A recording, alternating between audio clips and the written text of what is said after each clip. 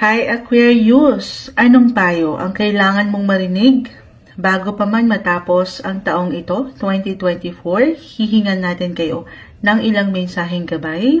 Ano nga bang kailangan marinig ng mga Aquarius? Aquarius! Sa taong nakikinig ngayon, anong payo ang kailangan mong marinig? Bago pa man matapos ang taong ito. Message po. Para sa taong nakikinig ngayon, Aquarius, ayan o, paisa-isa. Nagugulat si Moonchild. Ayan yung mga gusto natin, yung pusang loob po na tumatalon. May isang gabay para sa mga Aquarius bago matapos ang 2024. Anong kailangan yung marinig? Okay. Okay.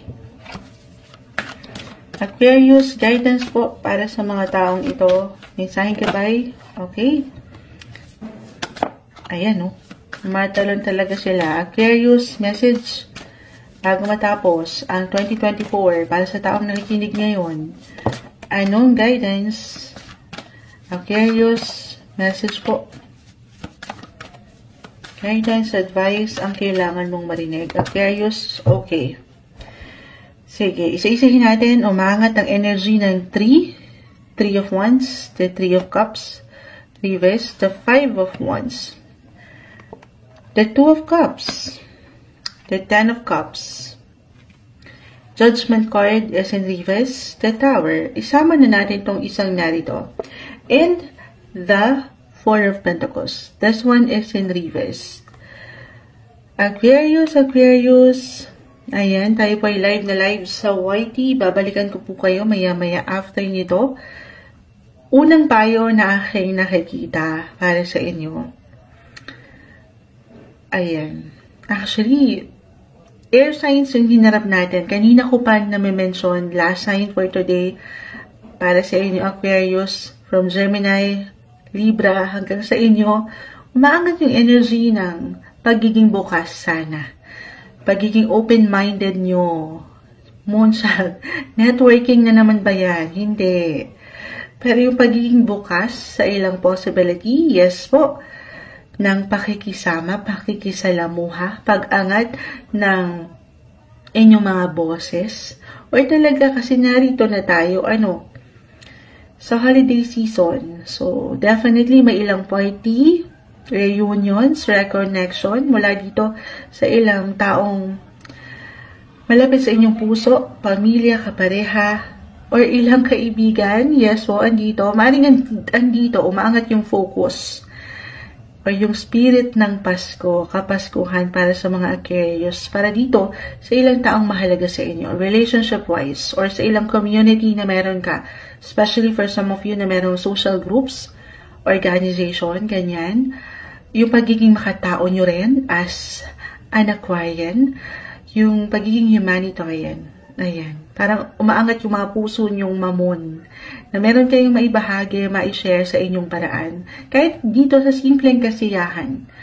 Balance yung nakikita natin, or maybe ito yung kailangan yung marinig, balancing pagsabay sa mga ganap na ito, sa ilang natitirang araw at linggo, buwan ng 2024, nang walang pagkasobra or pagkakulang. Nang meron tayong harmony na buo yung ating loob, na meron tayong peace of mind.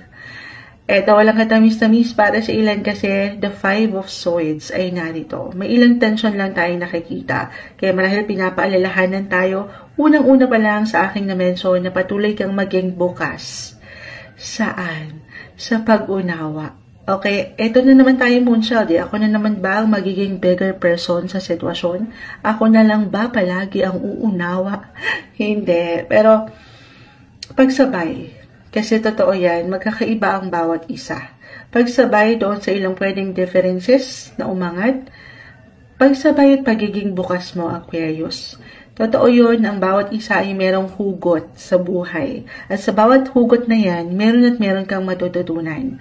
Halimbawa, gaano man tayo pagdating sa trabaho or sa profesyon na meron ka, gaano ka man ka-expert na, or alam mo yun, alam ko na yan. As an Aquarius, matatalino kayo. Matatalino kayo. Hindi nyo pa man yan ma-realize. Pero, sana, kahit alam mo na yung isang bagay, ay mapanatili mo yung open mind and heart na meron ka. I mean, sabi ko nga, kailangan lang natin, hindi lang ang boses ang mapaangat, pero ang yung puso sa sitwasyon. Kung ano yung hugot niya. Saan ba nanggagaling yun? Bakit siya ganon? Ginugulat ako, the tower. Yes, expect the unexpected sa ilang natitirang ganap na ito or araw ng taon 2024. Ito yung payo. Expect the unexpected. May mga bagay minsan na hindi nagiging klaro or ginugulat tayo. But stay flexible and adaptable sa sitwasyon. Mapangahawakan ito. Sabi ko nga, sapat na pag-unawa sa mga bagay-bagay. But overall, kung hindi ko pa na-add, merong, sabi ko nga, connection or reconnection. Kahit over the net lang po ito, 3-3 dyan pumapasok yun. Meron din travel. Andito yung pleasure, yung fun, joy. Ang ganda. Yung sa romance, yung love, the Two of Cups, family. Andito po, buong buo yung happiness. Yun lang, minsan, sinusubok pa rin tayo. Magtatapos na lang ang taon, Moonshag. May tension pa. Hindi. Patuloy na mapanghawakan. Wala namang ibabato sa'yo ang universe na hindi mo madadala. Okay? Meron at merong dahilan din. Marahil yan ay parte ng patuloy na mission mo rin sa buhay. Ayun. Ano yan? Yung security na hinahabol mo rin, security, stability, and yung comfort pagdating sa mga tao ito, ay maganda yung nakikita natin. Huwag ka lang minsan masasobrahan or makukulangan. Balance is the key, Aquarius. Single, kung ready na kayo, meron tayong nakikitang ready to mingle, ayan. Yes po. Kung ready ka lang, magiging bukas ka dito. Baka merong ilang taong magbigay daan po kasi. Ilang kaibigan, sabi ko nga, or sa mga na-mention ko, family, if you put yourself out there, meron pong someone na higit na maaring magpakalma sa'yo sa mga panahon na gugulatin ka o ginugulat ka ng buhay. Couples, I feel na merong success. Merong success, patuloy na spark sa inyong relasyon. Patuloy lang din na pagiging bukas sa maaring pagkakaiba, if ever sa inyong dalawa mag-apply ito. Yung differences sa isang pagsasama na napaka-normal, wala naman pong perfect relationship. But I feel dito na meron kayong ipagdidiwang. Yes, ipagdidiwang nyo ang bawat isa. At itong ilang tagumpay, maaring ito yung mag-apply sa'yo kung hindi man sa inyong kapareha. Kung saan, syempre pa, mababahagian ka. At ang mga tao ito na malapit sa iyong puso. Ito yung umaangat na messages, maaaring ito yung payo na kailangan mong marinig bago pa man matapos ang taong ito, 2024 para sa inyo, Aquarius.